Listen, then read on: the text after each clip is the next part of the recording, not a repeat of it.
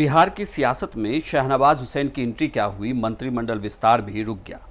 यहां से तो ऐसा ही लग रहा है, क्योंकि जो नीतीश कुमार अभी तक ये कह रहे थे कि बीजेपी की तरफ से उनके पास कोई सूची नहीं आई, वही अब ये कह रहे हैं कि फिलहाल 2 दिन से लेकर 10 दिन तक का इंतजार करना होगा। नमस्कार, मैं हूं इंद्र मोहन, आप देख रहे हैं बिहार तक। नीतीश मंत्रिमंडल ने 2020 के 16 नवंबर को शपथ ली थी अपने 14 मंत्रियों के साथ, लेकिन उसके बाद से अभी तक मंत्रिमंडल का विस्तार नहीं हो पाया है।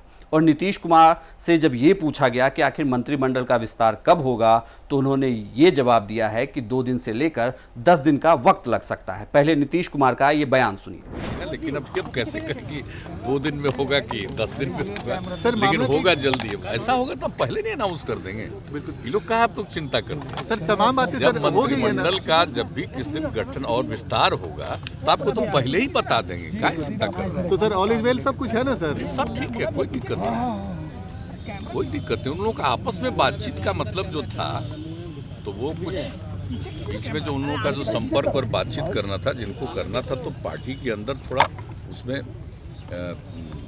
थोड़ा समय लगा है, कोई बात नहीं है।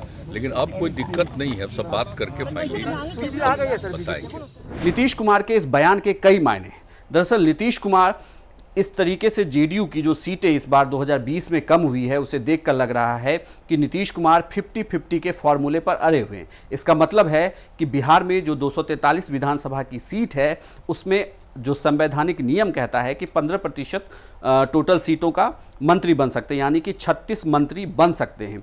ऐसा कहा जा रहा है कि नीतीश कुमार चाहते हैं कि ये 50-50 का फॉर्मूला लागू हो जाए, बराबर बराबर के मंत्री दोनों पार्टी से बने। लेकिन मुश्किल ये है कि बीजेपी की सीटें ज़्यादा है और बीजेपी पार्टी ये चाहती है कि उनके कोटे से इस बार ज़्यादा मंत्री बनेंगे। इतना ही नहीं, बीजेपी ने पहले से ही 2 उप मुख्यमंत्री बनाया हुआ है, साथ ही विधानसभा अध्यक्ष का पद भी बीजेपी के पास है। ऐसे में जेडीयू सियासी रसूख बनाने के लिए ये चाहती है कि अब उनके कोटे से 50-50 का फॉर्मूला हो। लेकिन नीतीश कुमार के लिए मुश्किल यह है कि उनके पार्टी के विधायक इस बार कम जीत कर आए हैं। वहीं शहनवाज हुसैन की बिहार की सियासत में वापसी हुई है। एक तरीके से देखें तो सुशील मोदी ने जिस पद को छोड़ा है, उसके बाद उस पद पर उसी सीट पर, एमएलसी वाली सीट पर शहनवाज हुसैन की वापसी हुई है। ये कहा जा रहा है कि उनका मंत्री बनना भी तय है। अब इसमें पोर्टफोलियो को लेकर भी विवाद फंसता हुआ दिख रहा है, क्योंकि ये भी कहा जा रहा है कि हो सकता है कि शहनवाज हुसैन के पास होम मिनिस्ट्री आ जाए, जो नीतीश कुमार के पास है। ऐसे में ये देखना दिलचस्प होगा कि जो कैबिनेट विस्तार है वह कितने दिनों में होता है, और क्या बीजेपी नीतीश कुमार कि इस मांग को मानती है कि 50-50 के फॉर्मूले पर ही कैबिनेट का विस्तार होगा।